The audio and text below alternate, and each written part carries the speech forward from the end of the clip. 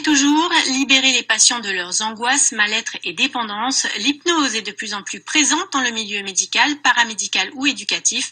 La méthode mise au point par le psychiatre Milton Erickson est utilisée depuis plus de 40 ans par les thérapeutes du monde entier. Tepiu Wambridge, Mirko Banfo.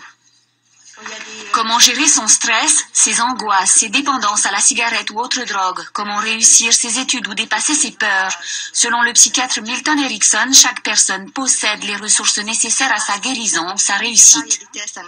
On part du principe que les gens ont en eux des solutions, mais la plupart du temps, c'est qu'ils ne savent pas trop où s'y placer.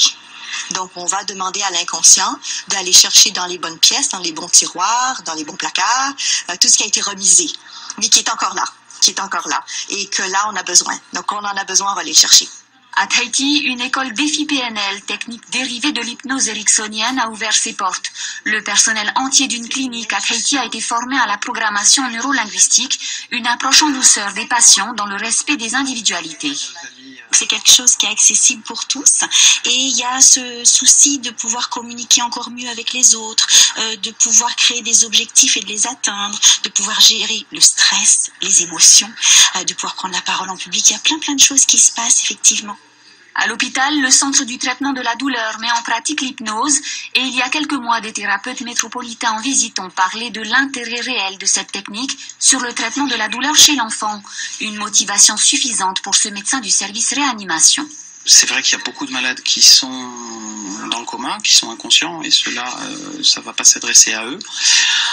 Par contre, ces gens, il leur arrive de sortir du coma, il arrive qu'on les réveille et là, ils sont souvent algiques, inconforts, angoissés. Et là, peut-être qu'il y a une place pour ce genre de pratique. Orthophoniste depuis 10 ans, Lucy Joy pratique la PNL et va se mettre à l'hypnose ericksonienne pour être plus efficace auprès des enfants et des adultes qu'elle soigne.